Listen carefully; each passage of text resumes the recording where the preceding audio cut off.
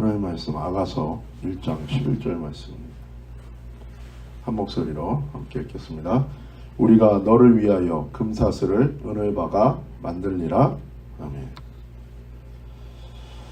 여기서 우리가 라는 것은 전통적으로 우리 삼위일체 하나님을 의미합니다. 신부를 위해 하나님께서 장식품을 만들어 주시겠다고 말씀하십니다. 우리는 위로부터 오는 은혜로 말미암아 사는 자들입니다. 우리에게서 나오는 것이 아니라 위로부터 오는 은혜를 말미암아 사는 거예요. 그런데 그 은혜는 또한 그냥 오지는 않습니다.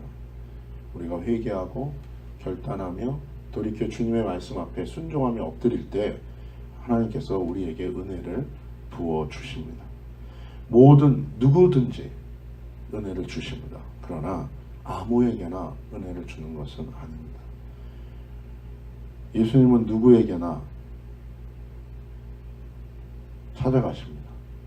예수님이 오시는 것이 구원이라고 그랬습니다. 그러나 아무에게나 찾아가진 않아요. 예수님께 나아가는 것이 또한 구원이기 때문에 그렇습니다. 그러나 누구든지 주님께 가는 자는 마지막 날에 반드시 다시 살 것이라고 약속하십니다. 오늘 본문에도 주님께서 신부를 위해서 장식품을 만들어 주시겠다고 얘기해요. 다른 사람들을 위하여 만드는 게 아니에요. 창녀를 위하여 만들지 않습니다. 자신의 신부를 위하여 장식품을 주십니다. 회개하고 자신에게 순종하며 결단하며 헌신하는 신랑만을 따르는 신부들에게 주님께서는 장식품을 주십니다. 이것이 신부로서 준비시키는 과정이에요. 주의 몸된 교회, 주의 신부된 교회, 하나님의 백성들이 회개하고 순종하며 주님께 나아갈 때에 반드시 신부로서 준비되는 이 과정이 이루어진다는 거예요. 이 은혜가 베풀어진다는 거예요. 그 준비하는 과정 가운데 주시는 것이 금과 은입니다.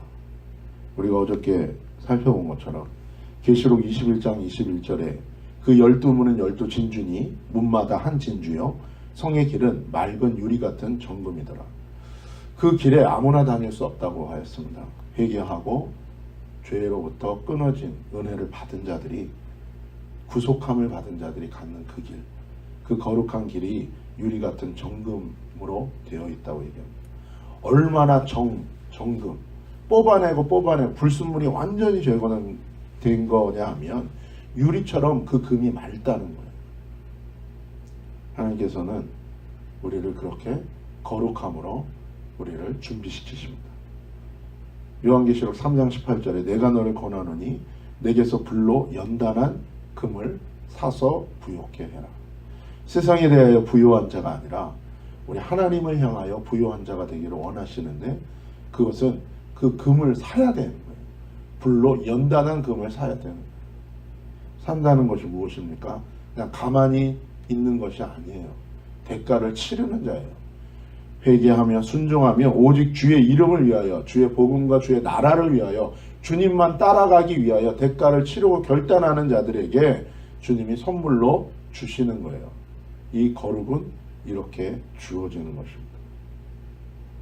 또한 은을 얘기하죠. 시편 12편 6절에 얘기하는 것처럼 여호와의 말씀은 순결함이요 흙 도가니에 7번 단련한 은과 같도다. 이 은은 가치 있는 것입니다. 그러나 그리고 또 이 은은 부의 상징이에요. 주의 몸된 교회에 가장 부요한 가치 있는 것이 무엇입니까? 그것이 하나님의 말씀이에요. 주의 몸된 교회는 하나님의 말씀이 있는 것입니다. 주의 몸된 교회와 신부된 교회에는 여호와의 말씀, 하나님의 말씀을 생명처럼 여기는 거예요.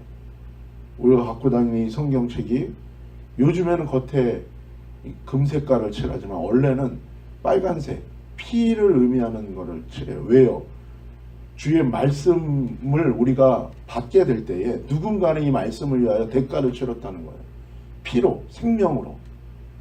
그래서 이 말씀이 지켜졌고 전달되어졌고 우리에게 주어진 거고 또한 우리에게 그 길로 인도하고 있는 거예요. 이거 역시 7번 단련한 은처럼 모든 것을 거쳐가는 거예요.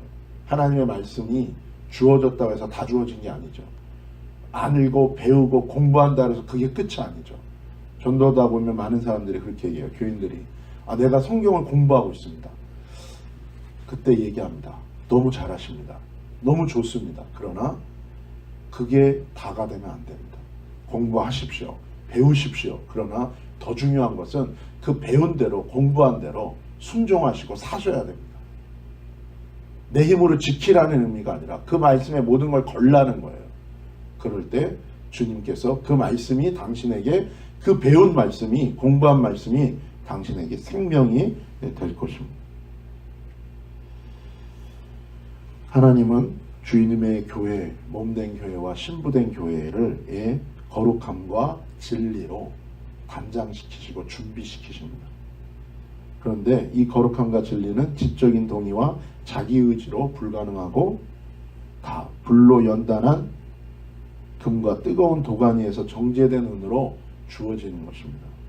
하나님이 주시는 거지만 고난과 연단을 통해서 자기를 부인하고 자기를 신뢰하지 않고 주님만을 신뢰하고 오직 주만을 따르는 자들에게 그렇게 구별된 거룩한 신부로 세워지고 진리의 말씀에 순종함으로 그 진리가 그 사람에게 생명이 되는 놀라운 은혜를 주시고 준비시키신다는 거예요. 야고보서 1장 1절에서 5절에 보면 그렇게 얘기합니다. 내 형제들아 너희가 여러 가지 시험을 만나거든 온전히 기쁘게 여기라. 이는 너희의 믿음의 시련이 인내를 만들어내는 줄 너희가 알미라. 인내를 온전히 이루라. 이는 너희로 온전하고 구비하여 조금도 부족함이 없게 하리라. 너희 중에 누구든지 지혜가 부족하거든 모든 사람에게 후히 주시고 꾸짖지 아니하시는 하나님께 구하라. 그리하면 주시리라. 여러 가지 시험은 우리가 기쁘게 여겨야 돼요. 왜요?